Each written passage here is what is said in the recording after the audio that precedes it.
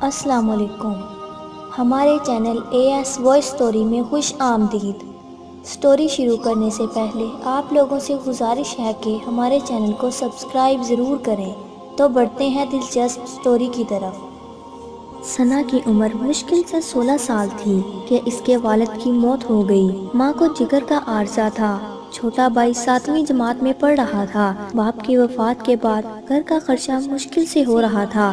ثنا نے سوچا کہ کہیں نوکری کی جائے، سو نوکری کی تلاش میں نکل پڑی۔ میٹرک پاس تھی، نوکری کون دیتا؟ وہ بیچاری بے شمار دفاتر کی خاک چھانتی رہی۔ بالآخر وہ ایک دفتر میں پہنچی۔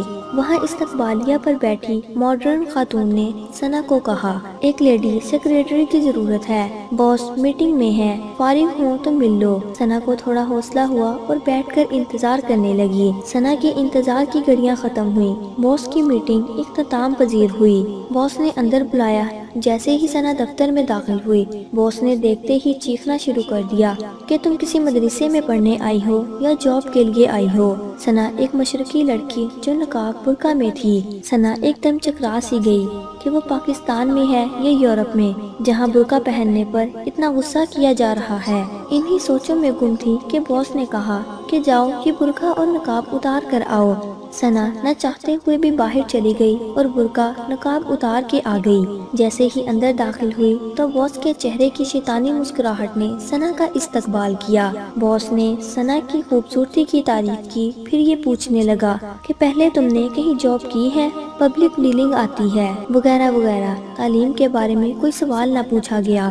ثنا پریشان ہوئی، لیکن اس کو نوکری چاہیے تھی، سو وہ ہاں یا نہ میں جواب دیتی رہی۔ آخر میں باس نے کہا، اگر تم یہ برقع نقاب اتار کر ایک ماڈرن لڑکی بن جاؤ تو یہ نوکری پکی سمجھو، تنخواہ بھی اچھی دوں گا۔ ثنا نے ایک دن کی مہلت لی اور گھر واپس چلی گئی۔ گھر پہنچ کر اس نے ساری بات ماں سے کہہ ڈالی۔ ماں نے کہا کہ بیٹی یہ لوگ مجھے ٹھیک نہیں لگ رہے، تم نوکری کو رہنے دو، ہم بھوکے رہ لیں گے۔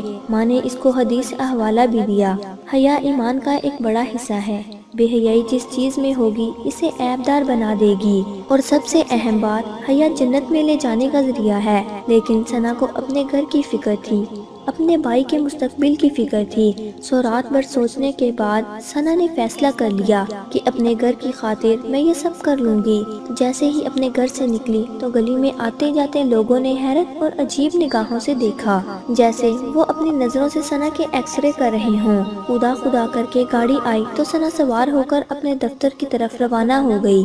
دفتر پہنچی تو سارے لوگ حیران ہوئے کہ یہ وہی ثنا ہے جو کل ڈری سہمی ہوئی ایک مشرقی لڑکی تھی۔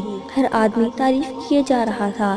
صاحب کی آمد ہوئی تو انہوں نے بھی رسمی کلمات ادا کیے اور پرائیویٹ سیکریٹری کے کام سمجھانے لگے۔ ثنا نے سر ہلا کر جی سر کہا اور اپنی سیٹ پر جا کر بیٹھ گئی۔ اس کے بعد دفتر میں بے شمار لوگوں کا آنا ہوا۔ ان میں کچھ ایسے بھی تھے جو ثنا کو اپنی ہوس زدہ نظروں سے دیکھتے رہے۔ صبح سے لے کر دن بھر لوگوں نے من ہی من میں ثنا کو اپنی ہوس کا نشانہ بنا دیا۔ یہ سارا کچھ ثنا دیکھ بھی رہی تھی اور محسوس بھی کر رہی تھی۔ اس ماحول میں گھٹن کا شکار ثنا جیسے چھٹی کا انتظار کر رہی تھی۔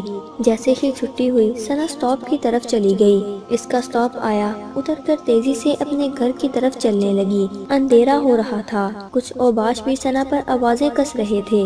جیسے ہی گھر کے اندر داخل ہوئی، اپنا بیگ ایک طرف پھینکا اور دروازے کو کنڈی لگا کر بستر پر لیٹ گئی اور آنکھیں بند کر لی۔ ایسا محسوس کر رہی تھی جیسے اس کا بدن تیروں سے چھلنی ہو چکا ہے اور جسم سے خون بہہ رہا ہے۔ سوچ رہی تھی کہ بنت ہوا کے ساتھ ایسا کیوں ہوتا ہے؟ اس کا کردار، اس کی قابلیت کیوں نہیں دیکھی جاتی؟ اس کا جسم اور لباس ان چیزوں پر کیوں حاوی ہے؟ ماں نے دروازہ کھٹکھٹایا۔ ثنا نے دروازہ کھولا اور ماں کے گلے لگ کر رونے لگی۔ ماں سمجھ گئی کہ کچھ تو غلط ہوا ہے۔ ماں نے حوصلہ دیا اور کہنے لگی، میں نے تمہیں پہلے ہی منع کیا تھا۔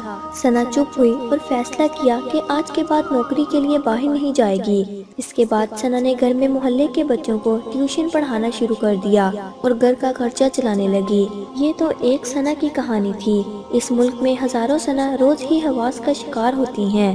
ہم لوگ کیوں ان کی مجبوری سے فائدہ اٹھاتے ہیں؟